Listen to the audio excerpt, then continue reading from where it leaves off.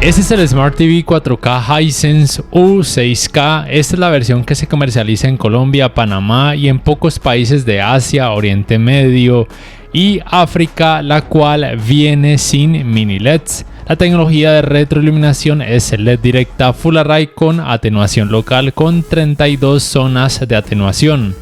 En la review que subí hace unos días atrás mencioné que el HDMI mejorado no se podía activar o no había encontrado la forma de hacerlo porque realmente no es tan común o no es tan fácil de encontrar en comparación a otros televisores también con Google TV, tanto de Hisense como de otras marcas. Entonces lo primero que debes hacer es seleccionar la entrada en la cual tienes conectada tu consola de videojuegos, en este caso el HDMI número 3. Hago esta prueba con la consola Xbox Series X. Luego de esto debes oprimir este botón que te voy a mostrar que está ubicado en el control remoto. Y esto lo digo porque normalmente este botón es muy ignorado y normalmente las personas oprimen el botón de la ruedita que es configuraciones y se van aquí a canales y entradas, y normalmente siempre ha sido así en el resto de televisores con Google TV que he analizado, pero en este no. Entonces ya sabes este aspecto.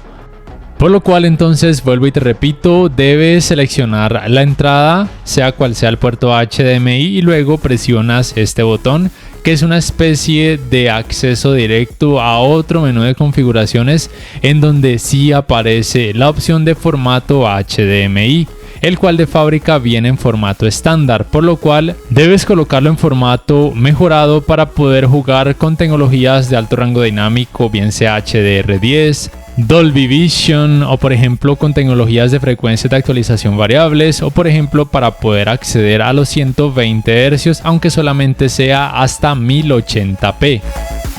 Aquí voy a mostrarte entonces el menú de la consola Xbox Series X para que puedas corroborar con lo que es compatible este modelo. Puedes, o de hecho te recomiendo, activar la frecuencia de actualización variable y colocarla en siempre activado para que la fluidez sea muchísimo mejor. Aunque debo decir que con esta opción de frecuencia de actualización variable no se puede modificar la atenuación local. También puedes activar el alto rango dinámico Dolby Vision o lo puedes desactivar si quieres jugar con HDR10.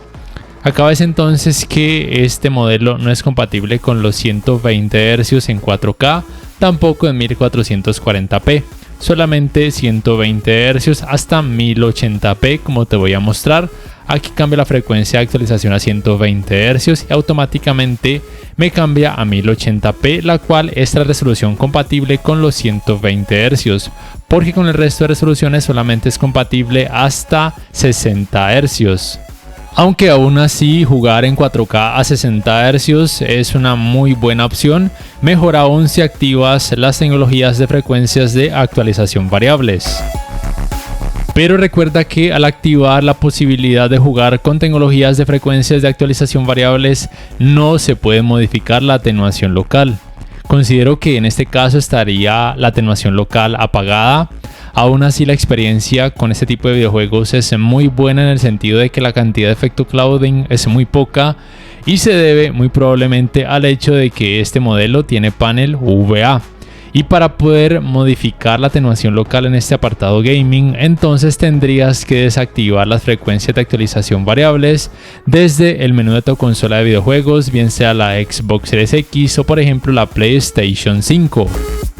También es bueno que sepas que los tiempos de input lag se mantienen muy bien, bien sea jugando con HDR10, con Dolby Vision o sea cual sea el modo de imagen que escojas.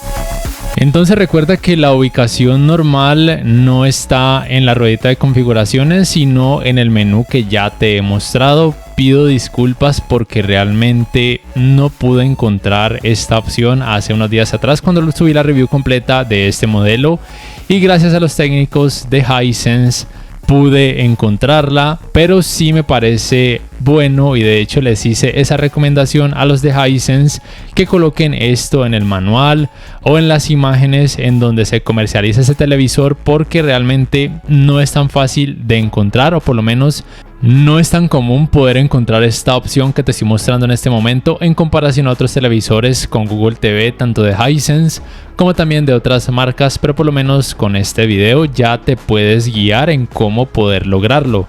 Y te recuerdo que ese televisor te lo recomiendo por mucho, por todo lo que tiene, por el apartado gaming que es muy bueno, tiene muy buen sistema de sonido, buena fluidez del sistema operativo.